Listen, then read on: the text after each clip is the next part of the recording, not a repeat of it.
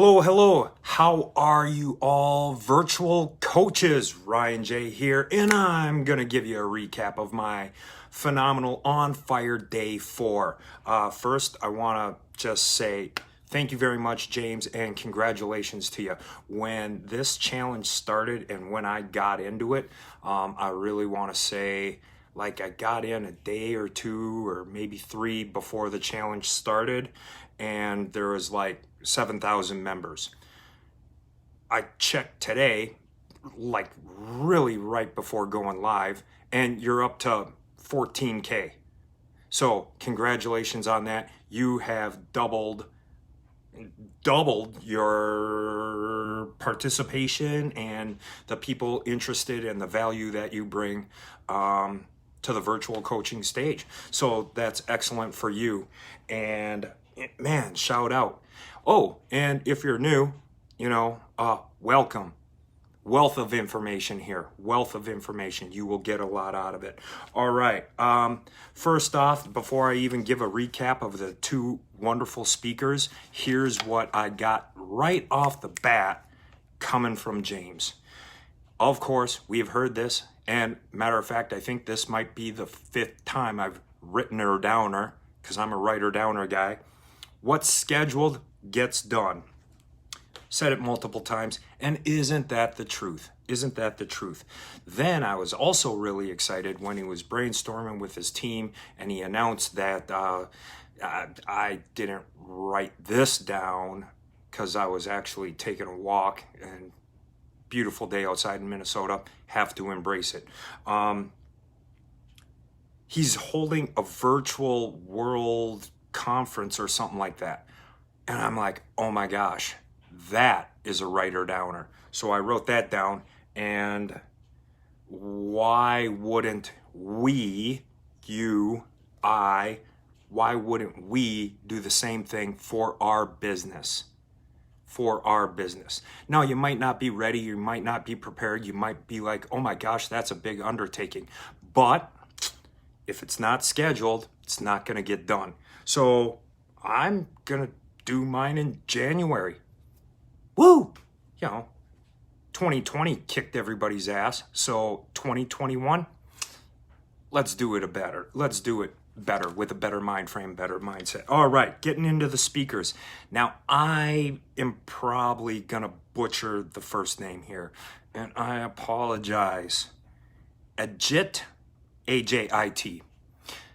Phenomenal gentleman. Talks about the 80-20 rule, which is a universal principle, and it can be applied to just about anything that has numbers involved. And a lot of everything has numbers involved, if you want to really put it on a graph. 80% is what you do. 20% is how you do it. Or did I screw that up? 80-20 rule. He also talked about his 2 C's, care and commitment. And that's huge.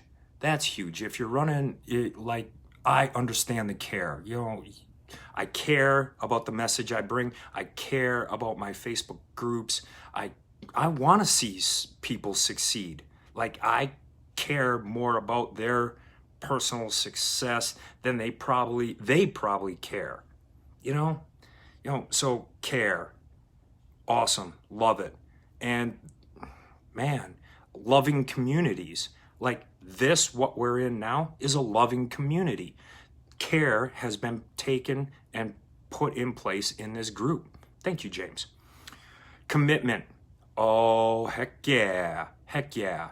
Committed to the goal, committed to my life, committed to my vision, committed to my purpose.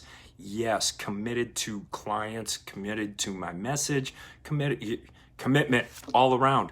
Or I wouldn't be committed to doing a daily recap of what I felt was important. I'm committed to this, so I understand that, and that's awesome.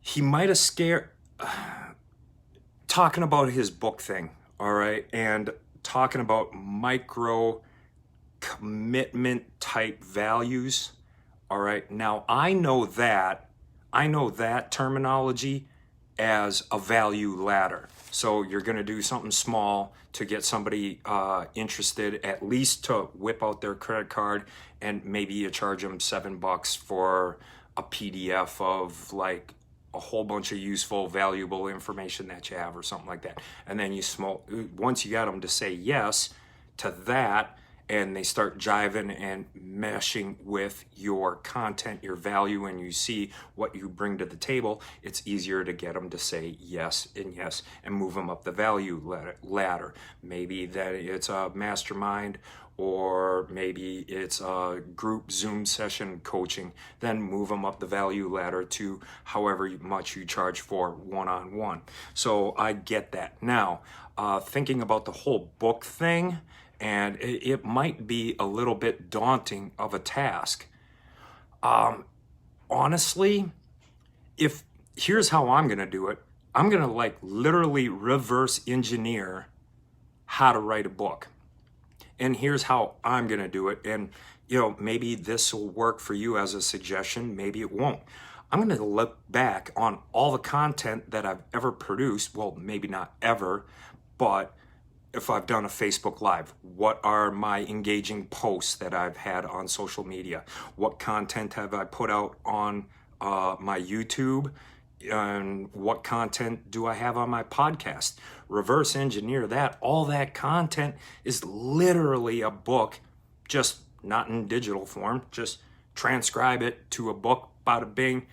Hey, Amazon, sell this for me.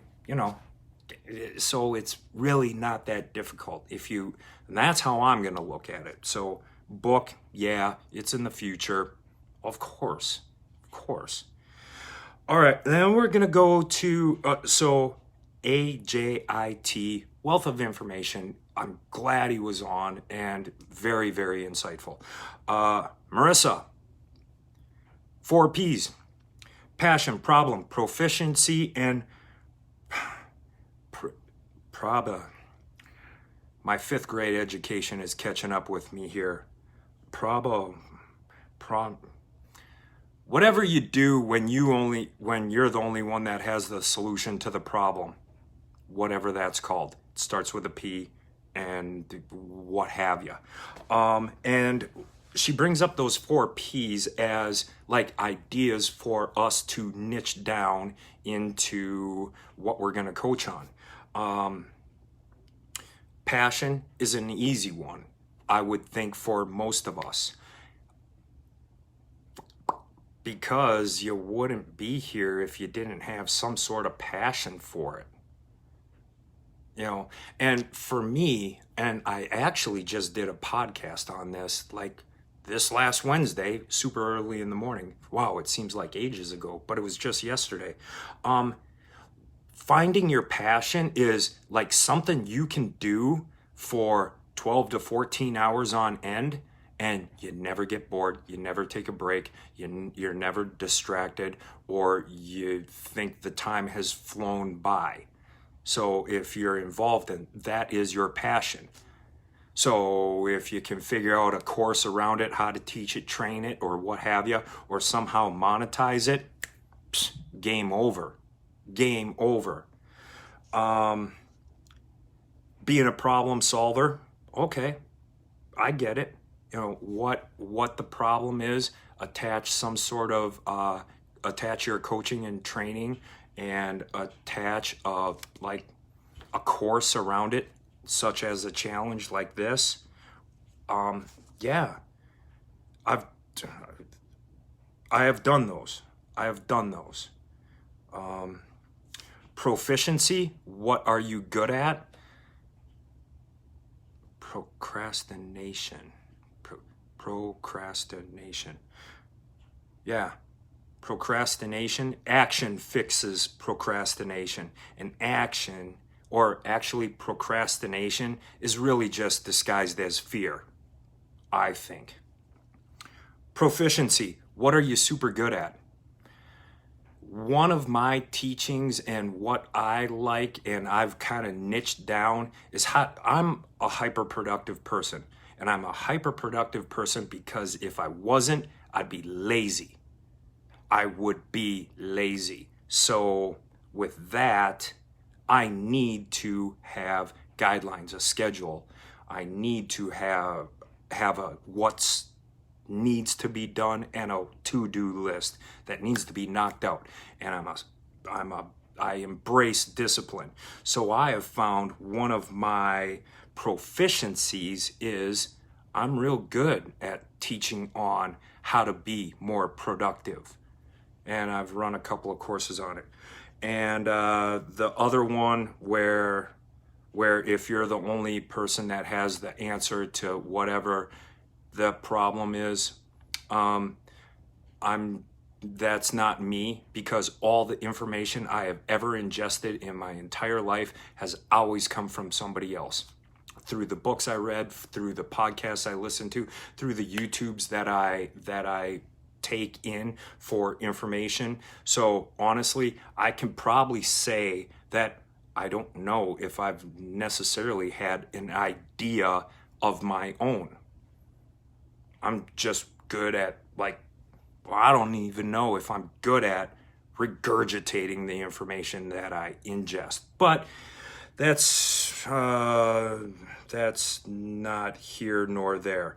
All right, those are my recaps for today and day number 4. It was awesome. It was an awesome fire-filled day, and I can't wait till tomorrow. Oh, and on another closing note, for all the new members in here, because it's doubled in size, welcome. Talk to you guys tomorrow. Make it an epic day. Bye.